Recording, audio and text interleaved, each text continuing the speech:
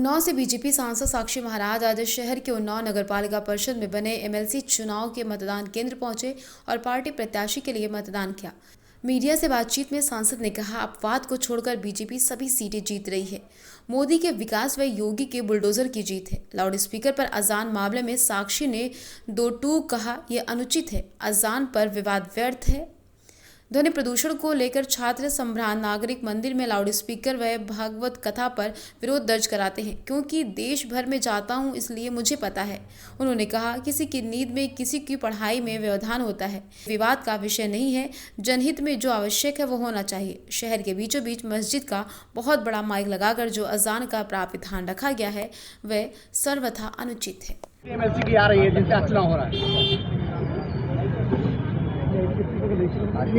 अपवाद को छोड़ के उत्तर प्रदेश की लगभग सभी सीटें भारतीय जनता पार्टी के पक्ष में जा रही हैं, क्योंकि मोदी जी का महामंत्र सबका साथ, सबका विकास, सबका विश्वास, सबका प्रयास और हमारे योगी बाबा का बुलडोजर बहुत जोर से चल रहा है। संसद जी, लाउड स्पीकर पर अजान होने को लेकर विवाद छोड़ा है। बीजेपी पार्टी के वरिष्ठ नेता भी इसके विरोध में हैं। आप इसको किस तरीके से देखते हैं?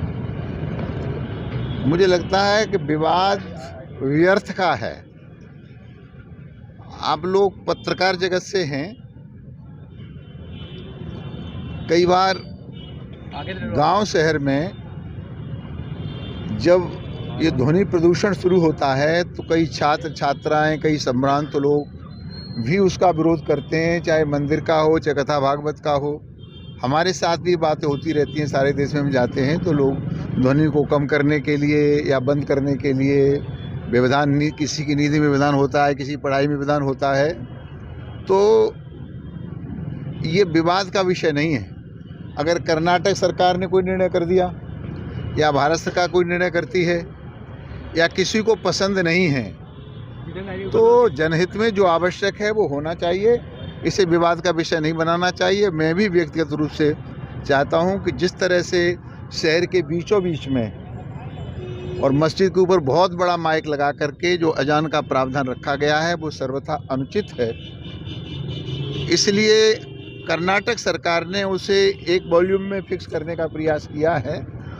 अब इसमें बहस होगी, बहस के बाद कोई परिणाम निकलेगा। लाउड स्पीकर राजनीति में इसमें शिवपाल का नाम चर्चा में है, बीजेपी में कब आ रहे हैं? अब इस बारे में पार्टी संगठन जाने, शिवपाल सिंह जाने, साक्षी महाराज तो केवल साक्षी रहेंगे, कुछ हम नहीं बता सकते। आप साक्षी बनते हैं हर खबर का, हर एक अगर कोई घटना घटेगी तो मैं साक्षी रहूंगा। आपने कहा कि लाउड स्पीकर से ध्वनि प्रदूषण फैलता है। कुछ लोग कह रहे हैं कि वो हनुमान चालीसा लाउड स्पीकर लगा के करेंगे। ये भी मुझे लगता है कि वो प्रतिस्पर्धा है। अगर उसका प्रतिबंध नहीं लगता तो प्रतिस्पर्धा रूप वो भी एक उस अजान को रोकने का प्रयास है।